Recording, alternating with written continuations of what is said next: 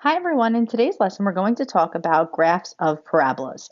The textbook definition for a parabola is for a given point called a focus and a given line not through the focus called a directrix. A parabola is the locus of points such that the distance to the focus equals the distance to the directrix. I know that's a lot to take in, so hopefully it'll get easier once we do some problems. So we have a parabola with what's called a horizontal directrix. So this horizontal line is called your directrix. So here and here, let's go ahead and label that with the words directrix.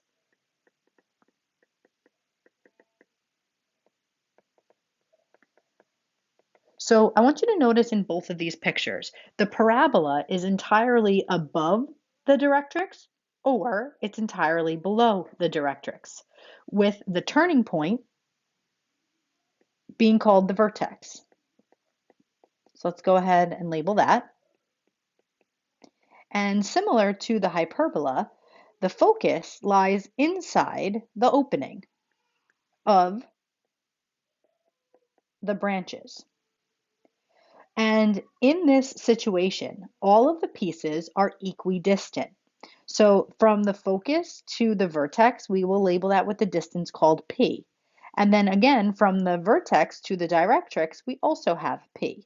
So the vertex is right in the middle of the focus and the directrix. Same scenario here. The directrix is P units from the vertex, and the vertex is P units from the focus. And when we write the equation in this form, when we have a horizontal directrix, this occurs when the x term is squared. And you see how we have a plus or a minus here? Sometimes we're going to put the p-value in as positive or negative. So if we have a happy parabola, the p is positive. And if we have a negative parabola like this one, p will be negative. So positive when the parabola is going opening up and negative when the parabola is opening down. And H and K, just like the circle, the ellipse, and the hyperbola, will be the center or the vertex. I actually don't like using the word center. Let's call it vertex, please. Let's cross that out and call it vertex. Okay, let's try an example. It says state all of the values listed and then graph the parabola. So here we have x minus 4 squared and y minus 2. The first thing we can do is find the vertex, just like we did with circles. So a negative 4 will turn to a positive 4, and a negative 2 will turn to a positive 2. And the opening direction, I'm asking, is it positive or is it negative? So you look here. So the opening is found by this number in front. So is that number positive or is that number negative? Since that number is positive, so it's a positive 8, we know that the parabola will open up. If it was a negative 8, the parabola would open down. Now the p-value, how do I find that? Well, if you can look at this formula here and this formula here, do you see how this 8 has taken the place of this plus or minus 4p? So you want to ask yourself, 4 times what gives me 8? And you should be saying 2. But if you're unsure, you can just make a little mini equation and say 4p must equal 8. You could divide by 4, and you get that p is equal to 2. This helps us with our distances, right? Remember, p is the distance between here and here and here and here. And honestly, in order to find the focus and the directrix, we really need to show our graph. So I'm going to start by graphing the vertex. My vertex is at the point 4, 2. So I'm going to do that, and I'm going to label it with a V for vertex. Now, I know that my p-value is 2. So in your head, you need to have this picture. If my vertex is here, it's opening up, my focus is 2 units above, that's what P is, and my directrix is 2 units down, because that's what P is. So what we're going to do is we're going to put a dot 2 above, label that with an F for focus, a dot 2 below, and you can actually put a straight line through that dot because that is my directrix.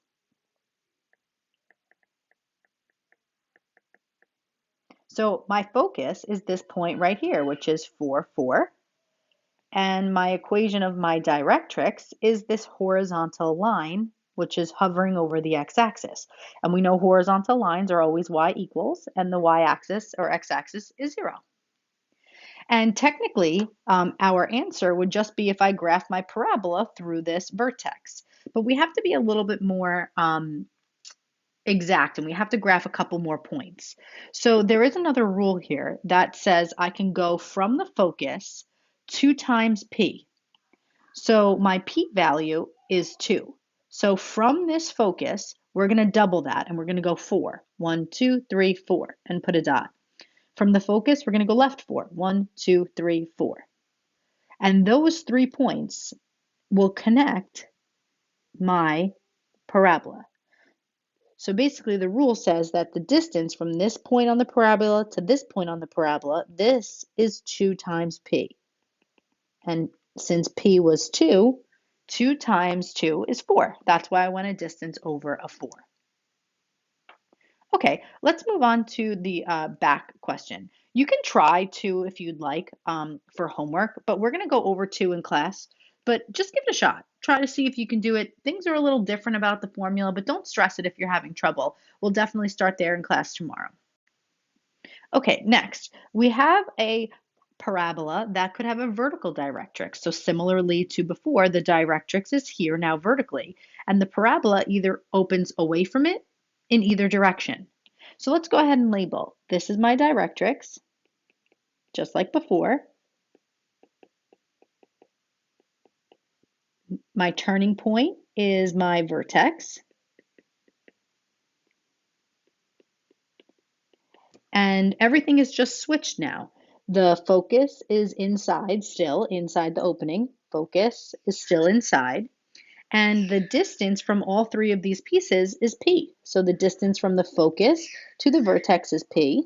And the distance from the vertex to the directrix is p. Same thing here. This distance is p, and this distance is p. So in order to open to the right, we would need a positive p. So p is positive. And in order to open to the left, like this one does, p would have to be negative. And I know I called this center again, so we can just change that back again to vertex. Okay, so we're going to do one now. Just remember, we have a parabola with a vertical directrix when the y term is squared. So let's take a look at this first example here. The y value is squared and the x is here. So the vertex is the same thing as we were doing with the circle, the ellipse, and the hyperbola. The x comes first, then the y. So -1 first, then 4. And see how this 8 here is positive? That means my p value is positive. So I'm going to open to the right. P is positive. So we open to the right. Now, same thing like we did before. It's actually the same number. This has taken this spot in the equation. So you want to ask yourself, 4 times what value of p will give me 8? Again, we can quickly solve this. I know some of you can do it in your head, but you should be getting p is 2. So p equals 2. Now again, in order to find the focus and the equation of the directrix, we're going to need to graph this thing. So let's go ahead and put our vertex down of -1 and 4. Label that with a V.